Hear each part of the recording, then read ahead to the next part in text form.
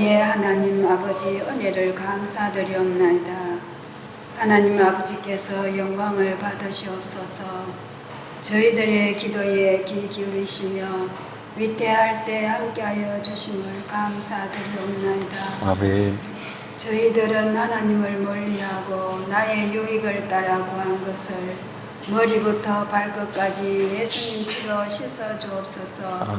연약한 이웃을 돌아보지 못하고 긍휼이 부족한 저희들을 불쌍히 여겨 주옵소서. 아멘. 성령의 선물을 저희들에게 충만히 부어주셔서 세미한 주의 음성에 순종하게 하옵시며 강하고 담대한 믿음을 저희들에게 주옵소서. 아멘. 목사님 대언의 영을 충만히 부어주셔서 저희들의 강팍함을 녹여 주옵시며 염려 걱정이 끊어지며 하나님 나라가 임하여 주옵소서. 아멘. 성령의 기쁨과 화평과 찬송과 감사로 열매 맺게 하여 주옵소서. 아멘. 7월 19일 수련회 성도님들과 함께 하옵시며 성령의 교통과 말씀 충만과 성령의 거듭남과 하나님 아버지를 만남을 축복하여 주옵소서. 아멘. 어린이 여름 성경학교에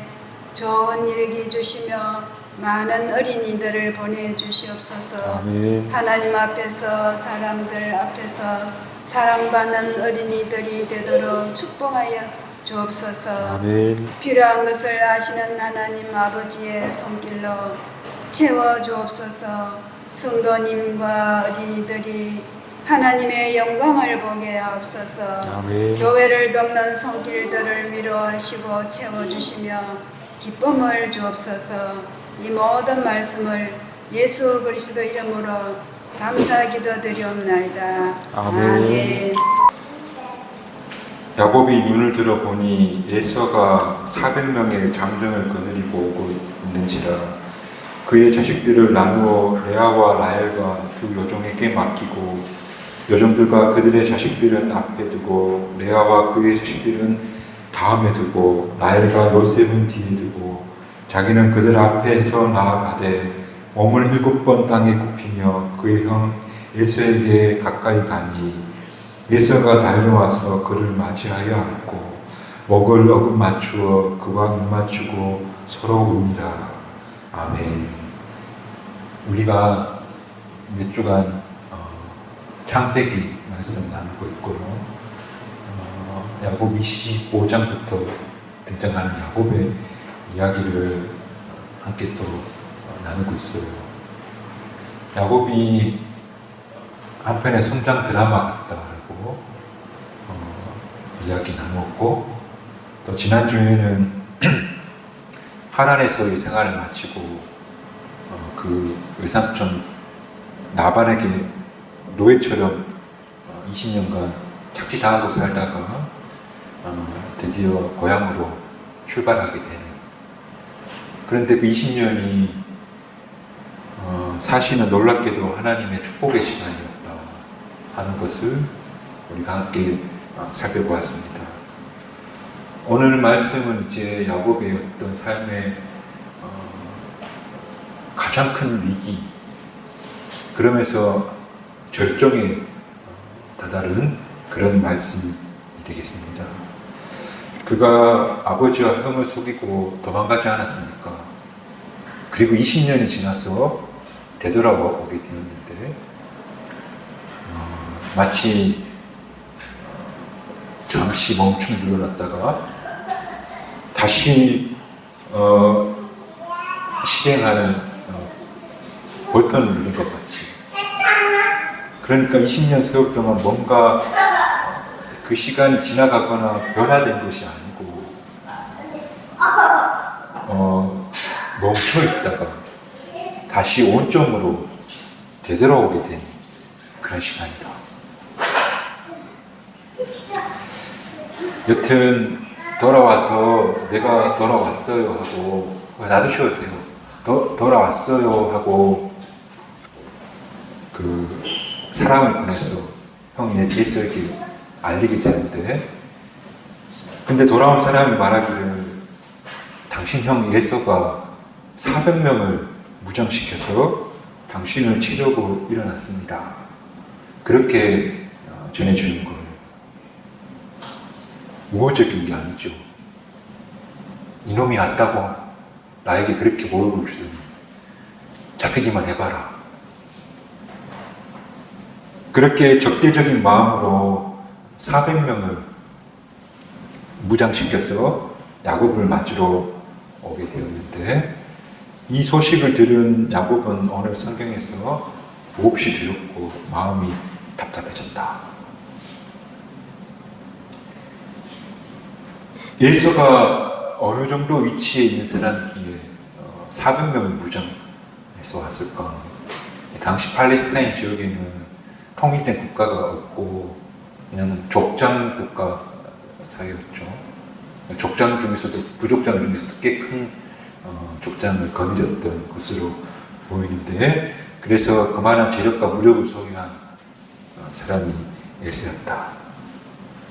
근데 야곱은 알다시피 아들 12 있는 게 다예요. 상대가 안 되는 거죠. 그렇다고 왔던 대로 되돌아가려니 하란에서 그 외삼촌 라반과 이런 계약을 하는데, 너는 이 돌무더기를 지나서 내게로 오지 못하고 나는 이 돌무더기를 지나서 너에게로 안 가겠다 하면서 돌을 쌓는 그런 장면이 나와요. 되게 신사적인 이야기처럼 들리지만, 이 돌을 넘어오면 내가 너 죽이겠다. 그러니 야곱은 하란으로 되돌아갈 수도 없고 형 앞으로 나아갈 수도 없는 그런 진퇴양난의 큰 위기에 빠지게 된 그런 상황이었다. 이런 난처한 상황에서 야곱은 우리가 알다시피 장기를 부리는 그런 사람이잖아요. 그래서 이런 상황에서 세 가지 행동을 하는데, 첫 번째 행동이 뭐냐면 가족과 가축을 두 대로 나누는 것. 그러니까 레아의 가족, 라헬의 가족. 그래서 한쪽을 치면 형이, 한쪽은 도망가자. 그래서 피해를 되도록이면 좀 줄이자. 그렇게 한 거예요. 그래도 뭐가 좀 답답했는지 이제 하나님 앞에 기도했다고 나오는데, 그게 창세기 32장 9절 말씀인데, 말하자면 이런 거예요. 당신이 저를 돌봐주셔서 이렇게 가족과 가축을 데리고 고향 땅에 오게 하심을 감사합니다.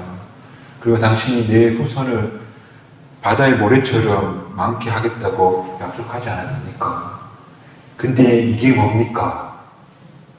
그런 내용의 기도를 하나님 앞에 올려드리고 있는 거예요. 말하자면 하늘 향해서 소리 한번 친 거예요. 이게 뭡니까? 하나님. 그게 두 번째 그가 취한 행동이었고, 세 번째는 형의 마음을 어떻게 누그러뜨릴까 생각하다가 선물을 1차, 2차, 3차, 세 차례 보내요. 선물을 받으면 좀 마음이 누그러지지 않겠나 한 거예요. 근데 본인이 보내놓고도 이거는 방법이 아니라는 걸 그가 알고 있었던 것 같아요. 여튼 그렇게 여러 가지 시도를 하지만 방법이 안 되었다. 그렇게 시간이 흘러 어느덧 밤이 왔다. 그리고 정말 이 밤이 지나면 400명의 무장한 사람들을 데리고 형이 올 텐데 하면서 이제 아무것도 할 수 없다는 어떤 자포자기 심정으로 약복강이라는, 요단강의 하나의 물줄기 약복강이라는 작은 강에 격체 없이 앉아 있게 해요. 그때 그 밤에 누군가가 야곱을 덮쳤다라고 성경은 말하고 있는데, 그 덮친 존재가 천사다 그렇게 말해요. 그 천사와 야곱이 밤새 실험했다 하는 그런 이야기인데, 그것도 맞는 말씀이에요. 근데 성경은 대개가 다 비유와 상징으로 가득 차 있는데, 저는 이것을 비유 혹은 상징으로 본다면 바로 야곱이 기도하는 그 모습과 그리고 상황을 천사와 씨름한 것 같다. 그렇게 말해주고 있는데, 여튼 야곱이 어느 정도 기도했는가 하면 몸부림치면서 용을 쓰면서 기도했더니 그 기도가 마치 시도 치료하는 것 같이 보였더라는 거예요. 400명의 무장한 병력을 거느리고 살기 등등한 형을 마주쳐 대하게 되니 야곱이 그 밤에 무슨 방법이 없다 보니 그가 진짜로 하나님 앞에 막 부르면서 그렇게 용을 쓰면서 마치 씨름하는 것처럼 그렇게 기도하더라는 거예요. 얼마나 기도했냐면 환도뼈가 끊어질 정도로 허벅다리뼈와 엉덩이뼈에 있는 우리가 고관절이라는 뼈가 어긋날 정도로. 그래서 그가 팔팔 뛰면서 뼈가 어긋날 정도로 밤새 용을 쓰며 기도했더라. 천사와 씨름했더라. 성경은 이런 기도의 모습을 종종 보여주는데, 요나가 물고기 뱃속에서 확 기도했더니 그 기도가 끝나면서 고래가 아니지 물고기에서 탁 풀어졌다 하는 이야기가 나오고, 히스기야도 정말 눈물로 기도하는 장면, 그리고 예수님도 겟세마네 동산에서 땀이 핏방울처럼 보일 정도로 기도하셨더라. 그렇게 간절하게 몸부림치면서 지금 야곱이 하나님 앞에 기도를 올려드렸더니 그때 그 밤에 한 응답을 야곱이 받게 되는데, 그때 어떤 응답을 받았냐면 새벽빛이 쫙 밝아오면서 내가 지금까지 야곱처럼 누군가를 속이고 빼앗길까봐 막 그 용을 쓰면서 살았구나. 그런데 하나님이 나보고 이제 그렇게 살지 말라고 하시는구나.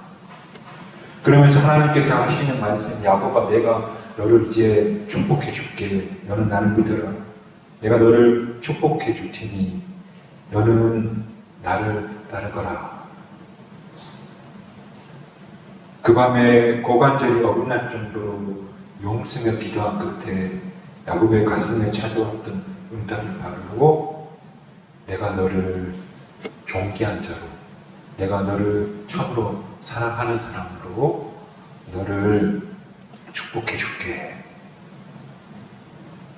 그러면서 이제는 너를 야곱이라고 부르지 않고 이스라엘이라고 하겠다.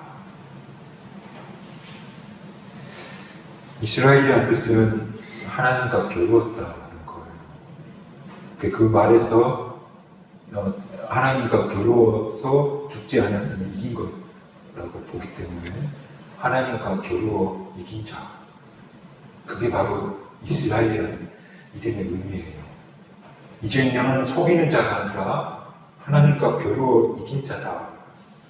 그렇게 이름을 바꿔주신 거예요. 이 말이 정말 의미 있는 말인데, 여러분,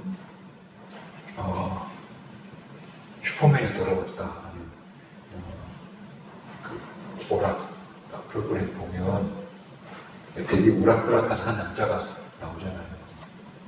추성훈 유도 선수였다가 이제 UFC 선수 하신 분인데, 대한민국 그 사람 중에 그분을 이길 만한 분이 몇 명 없을 것 같아요.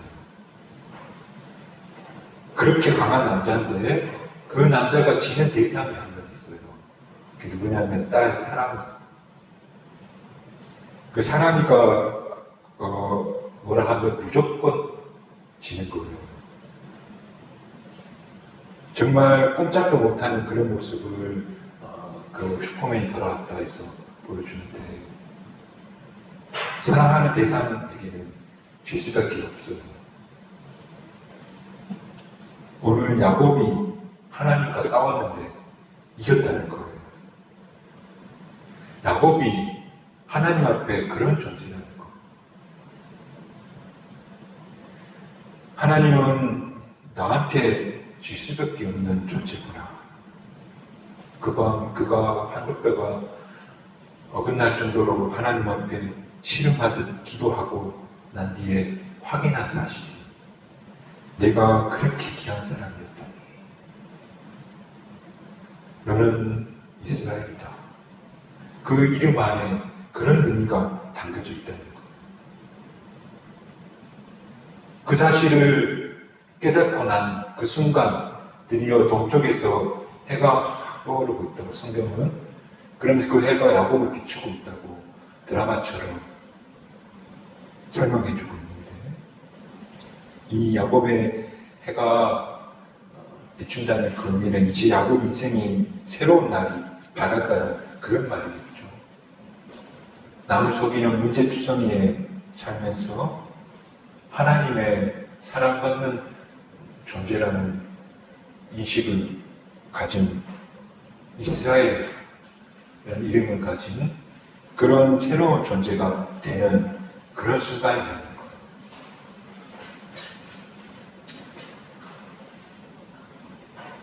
그때 그 순간 결핍, 사랑의 결핍, 그 결핍이 나는 하나님께 사랑받는 존재구나 하는 사실을 깨닫는 순간 다 채워진 거예요. 그 결핍이 다 채워지니까 어떻게 되겠어요? 네. 원래는 형도 이기려고 발목 잡고 나오고 장자권도 살려고 들었고, 그리고 아버지까지 속이는, 그리고 그건 절대 자기 잘못이 아니라고 하는 그런 두 얼굴을 가진 그런 사람이 이제 자기 본 모습을, 그 악한 본 모습을 보게 되고 그 본 모습을 사랑으로, 하나님 사랑으로 채우고 나니까 그때서야 드디어 내가 형에게도 잘못했고 아버지에게도 잘못했구나, 내가 정말 나쁜 짓 했구나 하는 것을 진심으로 그가 인정하고 뉘우치게 되었던 거예요. 그러니까 이제 형이 저 앞에서 보고 있으니까 지금 이 앞전까지만 해도 줏대로 나누고 선물을 갖다 내고 하나님을 원망하고 그랬던 야곱이 그 결핍된 마음이 채워지자 가족들을 뒤로 보내고 자기가 앞에 서서 7번 절을 하면서 그 형 에셀에게 나아가는 것. 절대 그럴 수 없는 야곱이 깨만 부리던 그가 그렇게 하는 거예요. 그 결핍이 채워지는 순간. 사람이 뉘우치고 어설피는 게 진심인지 가짜인지 다 알잖아요. 절뚝거리면서 7번 절하고 오는 그 동생을 보는 순간 에서가 안 거예요. 저게 정말 잘못을 비는구나. 그걸 보는 순간 그 딱딱해진 마음이 일순간에 다 녹아내리고, 그리고 달려가 동생의 목을 껴안고 입을 맞추고, 그리고 함께 복받친 눈물을 흘리면서 화해를 하더라. 이게 오늘 우리가 읽은 본문 말씀일 텐데,